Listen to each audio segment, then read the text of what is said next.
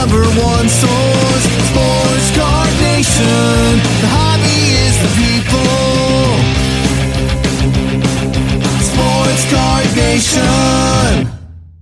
What is up, everybody? Welcome to episode 378 of Sports Card Nation. Before we get started, I want to thank our great sponsors. Without them, the show probably doesn't happen as easy as it does. And that's Iron Sports Card. Rob doing a great job with your PSA and SGC bulk subs out of the New York City area, but covers nationwide. Upper Deck, allowing us to review product, give away hits, and check out what they're doing. SGC, as always,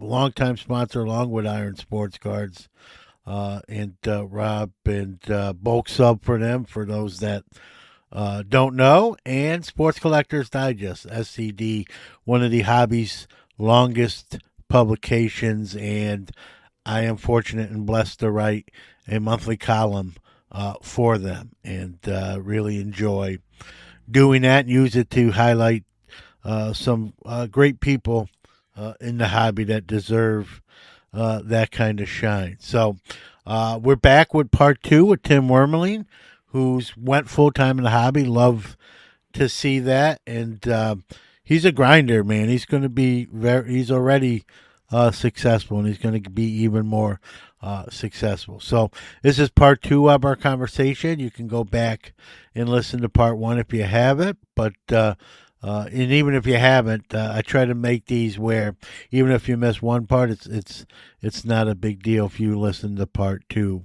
before part one. So with that being said, let's continue our conversation with Tim. Here is part two of our conversation with Tim Wermeling. Enjoy. I know you said you know before we start recording, you go to shows too to buy. What's easier for you, to buy online, like you said, on social media, or in person? It's probably easier buying in person for the speed aspect of it. Like my card quick, just say I'm averaging the last three, come up with the average, and usually I shoot like an 85% offer. Does it always happen? No, but that's where I like to be. Not many people are taking 80% anymore. But let's say a card goes for 75, I'll shoot a 65 offer to them. I'll run card by card like that as quick as I can and move on to the next table. I'm only at a show for 3-4 hours, so I want to make use of my time. Online, it's not so bad. I can do the same thing, make a list, show whoever I'm buying, hey, this is what I'm offering on these cards, or if a lot they can counter, I'll counter back. Usually deal's done. I have very consistent sellers online, so that's nice. They know what I pay. They know they can get rid of inventory quick, and I buy quick. When you're buying, are you narrowing it down like, hey, I'm looking for, whoever, Joe Burrow when he's playing well, or are you just looking for quantities in general, or are you becoming more selective, or you're just looking for quantity over quality, or is it kind of depends on the moment? Depends on the moment, but for the most part, I'll buy any Jordans, Kobe's, Otanis, LeBrons. I'll buy that stuff any day. That stuff's never hard to move. But I like the quantity aspect. I'll buy PSA slabs all the way down to $10. That doesn't bother me. As long as they're not expecting $10, I'll buy it. Yeah. Well, here's the thing, as you well know, right? It costs more to grade the card than $10. So I hear that all the time at shows, and I'm like, it's not my fault you graded it. That's like, it's like buying a house or a car. Sometimes that depreciates depending on the model or the house or the neighborhood, and so just because you spent who knows what per card on grading doesn't mean that works both ways, right? You can grade something and you make a lot more money, or you can grade something and potentially lose. That's the chance you take. And as you well know, Tim, right, a lot of this is going to be based on performance. If a guy doesn't, perform well, that arrow is going to go to the left and down, right? And in reverse, if they're killing it out there, it's going to go up and to the right. And you got to sort of, you hope when you're speculating, right, that you're right 6 out of 10 times, if not more, right? Yep. That's where the value or the ROI comes in. Have you run into, in buying online and then where it's shipped to you? Have you run into any issues, whether that be, something getting lost, something not being sent, something being sent that wasn't what you originally agreed to purchase? How would you describe your experience? And, it's one thing buying in person where you know what you're buying, it's in your hand. How would you rate like buying your not in person transaction? Online, 99% of the time, it's pretty good. I buy a lot from the same people, so it makes it nice. I did have one transaction I was going through with the guy, and it was probably like a $2,000 deal or so. Nothing too terrible per se. Big lot, bunch of great stuff, bunch of raw stuff, and we agreed to price on a certain set of cards, and he's like, "Oh, I got these for sale," so I ran through those. Okay, I'll give you this. Oh, I got these for sale too. I'm like, it was just like it was going on for like hours and days. I'm like, dude, you're killing me here. But he sent me everything. Hassle trying to get it, John. I'm just like, I'm ready to just call this dude out, but I don't like doing that right away. I got majority of the stuff. There was, I think, one like $45 CJ Stroud slab that didn't come in. I'm like, you know what? I got majority of it. I'm gonna make money on it. It's done. I'm probably not gonna do a deal with them again. Yeah, you learn trial and error, right? And that's the unfortunately that's the chance we take with online sales and whatnot. As a seller, where are you selling your cards? Marketplaces, eBay, like where can people buy your inventory? I do a lot on Twitter X. Especially cards that have comps. I like selling on there because people know what they go for. Because they're gonna look it up anyways. So on there, stuff that doesn't have like direct comps, I'll just put up for 99-cent auction on eBay. You guys decide what it's worth. Yeah. So those are the two main places. Hop in Discords every now and then, Instagram once in a while. It's hard to do everything everywhere. Yeah. The problem I have sometimes, Tim, like I'll put some of my show inventory on eBay, and then I'm doing a show, and I've been at a show, and then my phone will light up and like, hey, this item sold on eBay. It's in my showcase. Yep. And I got to pull it out of there to get ready to ship it once I get home from the show. Maybe once or twice I had something sell at the show, and I didn't in the reverse, and I didn't pull it off eBay in fast enough, and so I double sold it. It's only happened once or twice. I apologize to the eBay buyer, like, hey, I didn't pull it off eBay in time. It's been sold at the show. I will say the 2 occasions it's happened, the eBay purchaser was very no problem. It's okay. I get it. Yeah. One guy even told me I've done the same thing, so I can't be mad at you. I get it. So I try to avoid that. I try to avoid that as much as I can. But you were gonna say something. I sold a couple wrestling cards online, and I went to the show the next day. While I was at the show, some guy bought 2 of them off eBay, and I messaged him like, "Hey, this one's sold yesterday. I forgot to take it down." Goes and leaves me a neutral feedback. I'm like, dude, I apologize and everything, and he didn't care.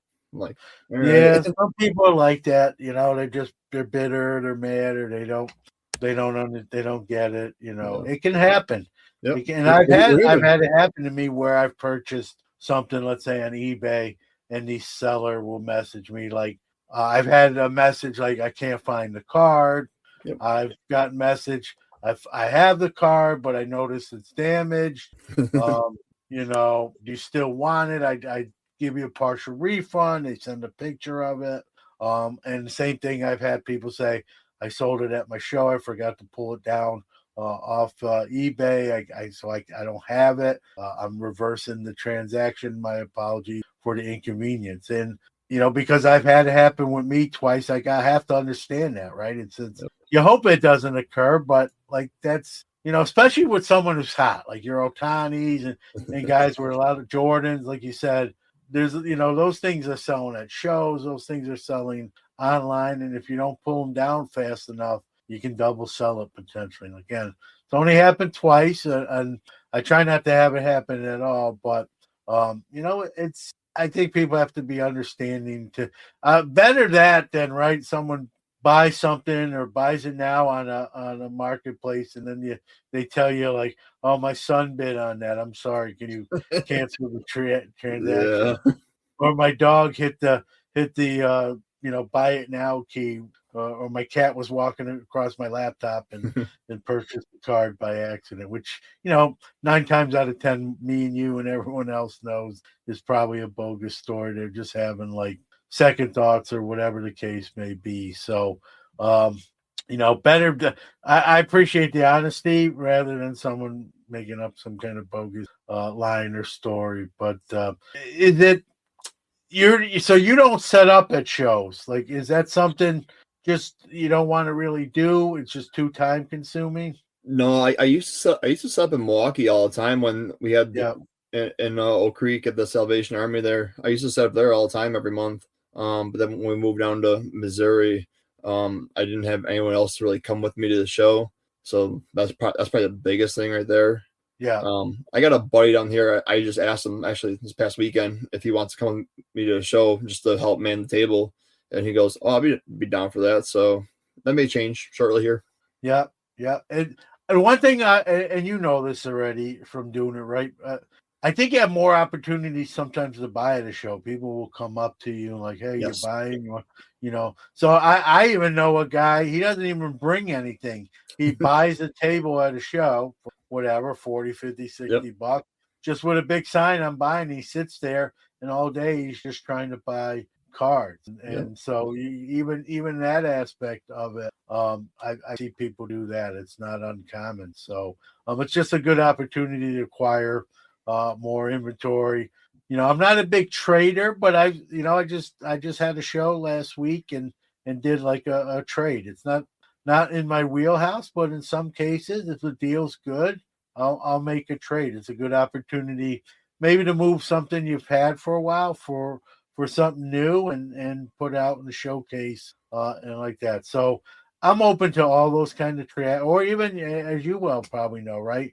Cash or trade both, right? In the same deal. Like, hey, I'll give you these 2 cards and $50 for that card or those 2 cards. And you got to be receptive to those because that's a way to acquire new inventory as well. I got to ask you. Yeah, go ahead. I hate dead inventory.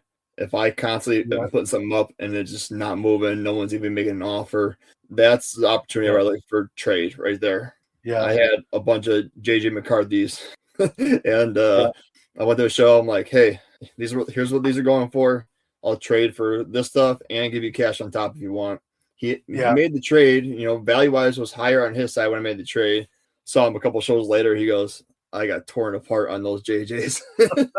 Well, allowed you to move off it. Like at the time, you acquiesced to him. Listen, maybe so, right? If again, we just talked about quarterbacks sometimes getting a second life in a new location. And JJ, out of all the quarterbacks we talked about, he's the youngest one. So I get it doesn't look good. He hasn't played well, but I wouldn't bury him completely yet. There's always that potential. There's many Sam Darnolds this past weekend and during the week here getting pulled out of bargain and discount boxes right now and getting repriced, right? So it can happen. And we've seen it happen more than on one occasion. And so I'm not predicting that necessarily, Tim, but it's not beyond the realm of possibility. Absolutely. So right now, J.J. McCarthy's not a hot commodity, but Sam Darnold wasn't, 3 years ago, 4 years ago either. And look where he is now. And you're going to probably be seeing a lot more of him on TV and commercials and endorsements and those sort of things. So, you never say never, and we'll see what happens. And you made a deal where you can move off that and into something else, and nothing wrong with that when you can do it. And I've done similar type of deals where I've given someone maybe the better end of the deal just because what I would be getting back is probably more stable or more, probably safer for future sales than what I was giving up. And sometimes you have to do that to make that deal happen. It's just kind of smart business, if you will. Someone's at my door. I've got to get that. Be right back. For nearly 50 years, Sports Collectors Digest has been the voice of the hobby, bringing you comprehensive coverage of the sports collectible industry. From industry news, auction results, market analysis, and in-depth stories about collectors and their collections, Sports Collectors Digest has everything you need to know about the hobby. SCD is also your leading source for listings of sports collectible dealers, card shops, card shows, and the latest from the industry's top companies. To check out all the latest news or to subscribe to the hobby's oldest magazine, visit sportscollectorsdigest.com or call 1-800-829-5561.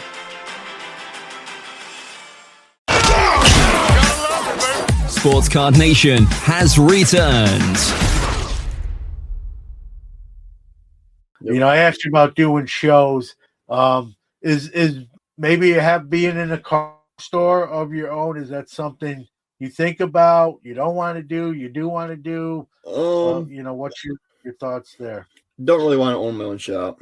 I don't want to be stuck in a building for all day or whatever the hours are. I like being able to doing everything from home right now. That doesn't say things may change in the future, but right now, not on my horizon. I don't want all the overhead. Yeah.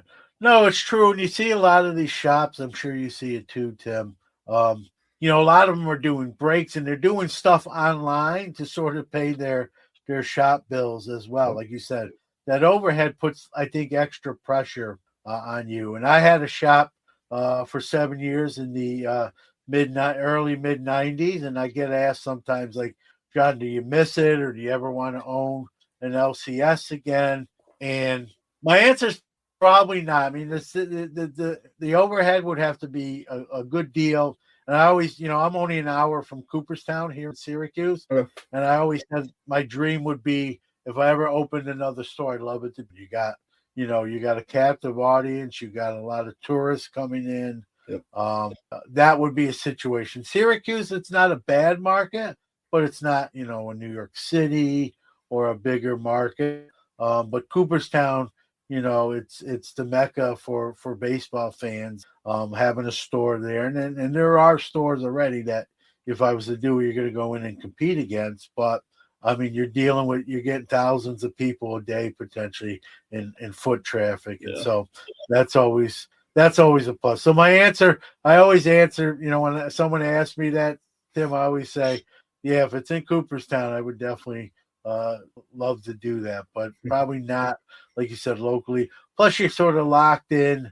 You have to be there at certain times, and for customers, where at home you kind of set your own schedule. Speaking of sort of setting your own schedule, what kind of hours are you putting in home? Devoting it to the business. So during the day, after I get my workout done, chores done in the house, I'll go take pictures of cards and get them ready to list on eBay. And then at night, I'll usually list them that way because I think you got to pay a fee if you put them up as like a schedule. So so I just go and have all the pictures ready. And there's that scan feature on eBay. It makes it super simple listing stuff now.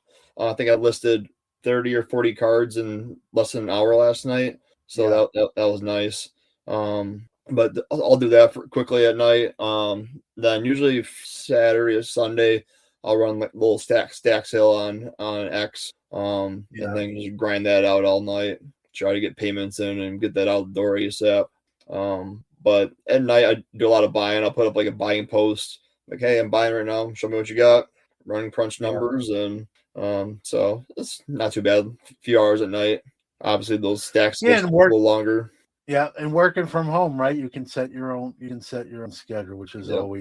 always nice. So for me, I sell on the marketplaces, and then I do about 2 shows a month, and I do love doing shows. I love that interaction, talking with people, whether it be selling something, buying something, trading. Right? It's I love that sort of interaction, and I think you'll agree with this. To me, nothing beats an in-person transaction. You're seeing what you're potentially getting.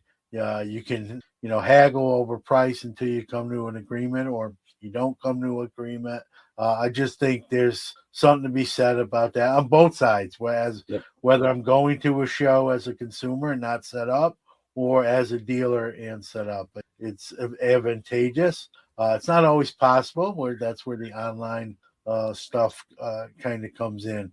I know you know, last question I'll have for you. The majority of what you purchase, you said, is in slabs, already graded. We now know collectors not only owns PSA and SGC, they've added Beckett. A lot of people not real fond of that, calling it a monopoly. Your thoughts, and has that changed your approach to how you buy and acquire cards, or not? Doesn't really matter for me buying cards. I mainly buy BGS and PSA slabs for the most part. CGC every so often. Acquisition doesn't really matter to me as long as they're not keep raising prices on everything, which we have no control over that though. So I'll still send stuff in here and there. I don't send nearly what I used to, that's for sure. Yeah. Especially when stuff goes for less than $25. Why do I want to take the risk there? Unless a 9 is doing above 25. It's not terrible, but no, it doesn't really bother me so much. Yeah. Do you get much involved in vintage, or you try to stay on the modern side? I stay away from vintage. Not my expertise. I'm not gonna try to act like I know what I'm talking about. No, I get that. I'm both. As a dealer setting up at shows, I like to have modern and vintage, but I get it. I've done it for 40 years. Yeah. Maybe that's why, I don't know, but it's because I am vintage. I always joke with people. In my age, I'm considered vintage myself. Well, one of the things with vintage is, like, say you have a SGC 3 of something, it can look very different, and people are going to value that different. Yeah. So that's one reason why I stay away from it as well. Yeah, I get it. I get that. It's just, I don't know. I think I do it because I love it, and so by also carrying it, and also it advertises to people that, hey, John, John does this stuff, so I can sell him to see if he's interested in this stuff. Yeah. So it's almost like an advertisement piece as well as a selling piece. Like, hey, I got some vintage, how I got it. I don't really want it, and I know John likes it, and let's see if we can work a deal. And I've done that. I've had people come up to me who, how they've acquired some sort of vintage, and they're like, I don't want it, John, but I like some of your modern stuff, your deal. And I've made those kind of deals, and I love it. And I'll say this, and I know you don't like vintage, but I think you'll agree with this too. I think vintage is obviously harder to obtain. There's just less of it, if you will. And so anytime I can maybe trade some modern and add to my vintage, whether that be PC or show inventory, I always sort of welcome that opportunity, right? And so I carry it because I collect it and I sell it. So it's sort of like a storefront, right? That you advertise, like, this would be stuff if you have this, I'd be interested in acquiring it. So I know the LCS I used to go to up in Milwaukee, Prices Collectibles. He hated buying modern stuff. He wouldn't. Established legends, vintage, that's what he was into. Yeah. I fall on both sides of the aisle because I'm a sports fan. I guess if I wasn't a sports fan, I'd be maybe all vintage because I wouldn't be following modern day sports. But I feel I don't want to sound cocky, but I feel like versed enough in watching, participating in fantasy leagues, just knowing modern day sports. I mean, the reason I'm even a card collector in the first place is, in 1979, I was a 7-year-old kid who was a sports kid. And I found out, hey, they make cards of these guys. And then the rest is history all these years later. But if I wasn't a sports fan, I'd probably be less into modern than I am. But I like modern too. My heart, I always say this. I think I'm married to vintage, but my mistress is modern. Nice. I use that analogy. But I like to have both. I know, certain dealers will only just have one and not the other. And my mindset is by carrying sort of both, if you're not ruling anyone out. Like someone who's coming to the show, whether they're a vintage collector or modern or ultra modern, hopefully I have something that interests either one of those types of folks. And neither way is wrong. Yeah, no. So we don't want to get that skewed with that. Yeah. No, to each their own. I love both enough to carry both and collect both, is what I'm saying. But if I wasn't a sports fan as I am, Tim, I probably would not carry as much modern as I actually do. Yeah. You know what I mean? So, well, listen, I appreciate you jumping on. I know you're a busy guy, being full-time. But I always love, as someone who was full-time at a certain stage, I always love, like, that process and sort of, like, pick someone's brain, in this case yours, to that process. And the hobby, as you know, evolves and changes. So those conversations are always unique to the individual. So I appreciate you sharing some of those insights. I always give the guest, Tim, the last word, right? Where people can get in touch with you or see what you have available or get in touch with you if they're looking to sell as well. Like, whatever you want to do, social media, give out all that info. First, I want to say thank you. I met you at National 2021, I think. First time meeting you there. So it's been a pleasure knowing you the past 5 years or so. Where to find me? You can find me at Big Worms on Twitter, X, whatever you want to call it. Big Worms on eBay, Big Worms on Instagram. I think I have Big Worms on Discord too. But those are all the places you can find me. Majority of my stuff's on X and eBay for the most part. You can always reach out to me, DMs. I respond to pretty much everything. So don't be afraid to reach out. I love networking. The more people you know, the better. Yep. Like the tagline of the show is, right? The hobby is the people. Yes. So without us, there would be no, I know it's about the cards too, but without the people, thered be no hobby. So, reach out to Tim, whether you're interested in buying or selling or both. And, like he says, he's very good at getting back and being prompt about it. So, again, Tim, are you going to this year's National? Haven't decided yet. I probably will. Okay. Well, if you do, I last week or two ago, I sort of made all my arrangements and flights and all that. So if you make it, hope to see you there as always. Absolutely. Thank you, John. Thank you, Tim. Continued successes. Thank you.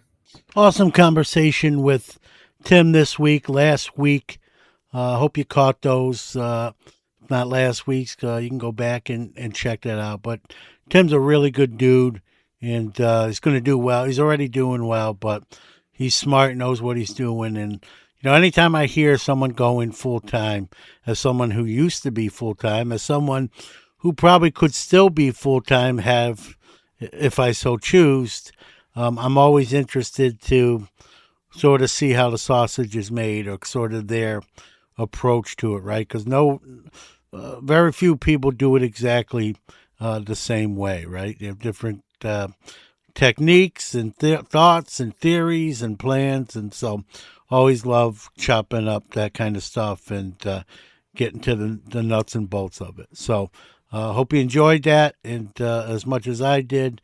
We're going to hear from our Hobbies the People, announcer of the week, and wrap up this week's episode. Time for our Hobby is the People, announcer of the week. Hey everybody, I'm Gary Denier, Thumbs Down Guy. This is the Sports Card Nation podcast. The hobby is for people. If you'd like to be the Hobby is the People announcer of the week, do a WAV or MP3 file and send it to sportscardnationpc@gmail.com.